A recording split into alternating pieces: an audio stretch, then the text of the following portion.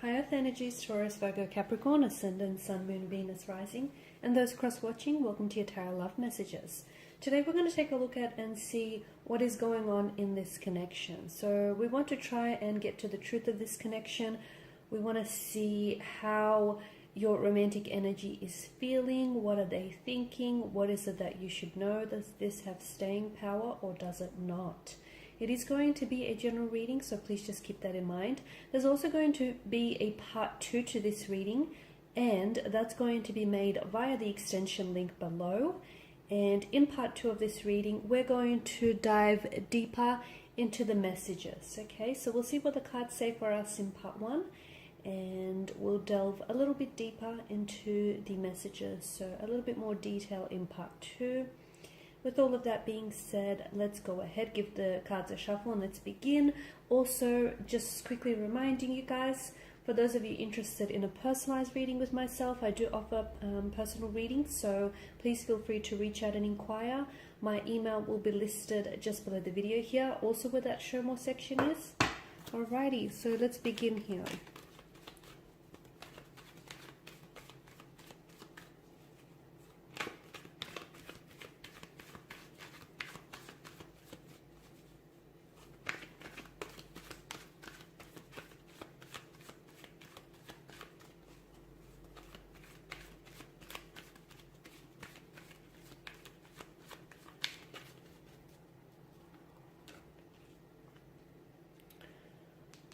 I feel like this Eight of Cups here has made quite an appearance in the other spreads too.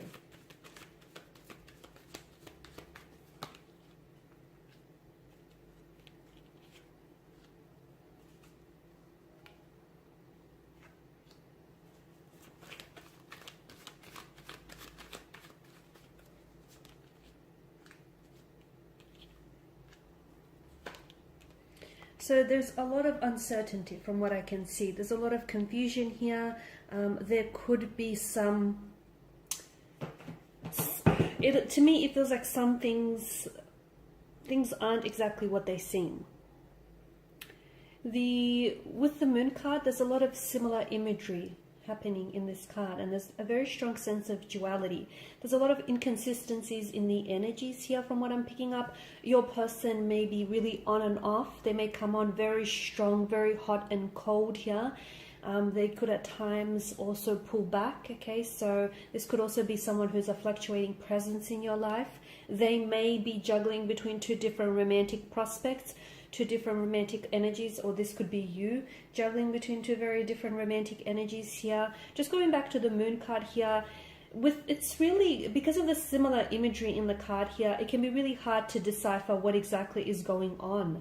Okay, you've got the Sun that engulfs the Moon, or the Moon engulfing the Sun here. You've got the wild dog, the tame dog, the two different pillars here. So there's a lot happening, and I feel like only half of what you're seeing right now is being illuminated. You're being possibly kept in the dark about a situation. Maybe you're choosing not to see something that is really there here. It does, to me, the river, the nearby river here does represent an awareness, okay? And it does feel like it hasn't been necessarily an easy journey between you and this romantic energy here. The Eight of Cups, the Eight of Cups is a card of rejection. It can be abandonment, okay? So someone may have rejection or abandonment issues here, or someone may be feeling compelled to walk away from a situation in which they're not, it's a sense of loss and it's a sense of disappointment. Notice this Sag figure in the cloaked figure has this slouched body language representing his disappointment here. He shuffles away into the mountains here. You've got the Moon that's appeared twice here, and I feel like the Moon here, the Moon's light is trying to illuminate either the path ahead for you, or it's trying to illuminate and bring something out of the darkness, okay? So maybe there are red flags in this connection that you're choosing not to see. Maybe you're looking at a situation and you're seeing what you want to see instead of what's really right, like what's really there. I feel like you've invested yourself emotionally a lot into this connection, But to me, it feels like despite someone's best efforts, they're not necessarily getting an idyllic scene, okay? They're not getting the results here that they expected. So something here hasn't gone the way that you expected it to be. You're realizing that you're not getting a lot from this person, or you're realizing that you're not getting a lot out of this situation here. The Eight of Cups to me is definitely a signal that something is missing, or you sense that something is missing, particularly on an emotional or a spiritual level, okay? And I feel like it could be telling you that instead of just sitting around and waiting for things to get better and waiting for things to improve, you might need to leave a dissatisfying or an unfulfilling situation. It may not necessarily make sense to you, or it may not make sense to other people, but it feels like it's time to, if something is not serving you, okay, if something doesn't feel right, and if something doesn't feel healthy, it may be time for you to let go of a situation here. You could be trying to escape some sort of problematic emotional situation here, or avoiding some sort of emotional situation, or even like a really deep rooted psychological issue or concern here. You could be trying to pretend as if the problems in the relationship or the problems with this connection do not exist, and therefore maybe that deception, okay, that similar imagery that the moon here provides, which can be a little bit deceiving here, lies within you. Maybe you're repressing your emotions, or you're refusing to have a certain conversation with the person in which you know that there are issues here that need to be addressed. You feel as though something is missing, or perhaps it's your person. Maybe this is how your person is feeling. They sense that something is missing. They sense that they're not emotionally fulfilled or satisfied in this connection. They could also have emotional issues that are very real and present in their life, but they're not dealing with it, and in turn it's impacting the relationship. But I feel like instead of having a conversation with you, they're kind of repressing their emotions, and they're refusing to have this conversation with you because they're refusing to open up with, you know, what's really happening or what's really going on with them. So it's like someone, I feel like, is really avoiding the scene altogether. You do feel a very special connection with this person.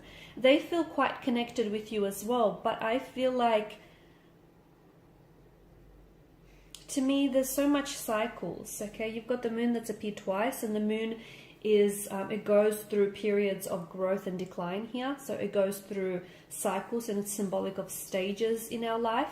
And I feel like, to me, it feels like either someone here is displaying very cyclical behavior, so their emotional or behavioral patterns feel very familiar to them, and they're on repeat. I don't know that they're serving their emotions or their behaviors are, you know, in their best interest here, but I am seeing a lot of cycles. I feel like you could be doing this song and dance with this person over and over again. This person may be repeating certain behaviors or certain emotional patterns, which, look, may not feel all that good, but they feel familiar to them, and there's a sense of comfort and familiarity, I guess. I feel like you're constantly and continuously finding yourself repeatedly in this sort of Eight of Cups situation, where you feel like you're wanting to walk away, or you want to spend some time exploring, you know, what will bring you true happiness.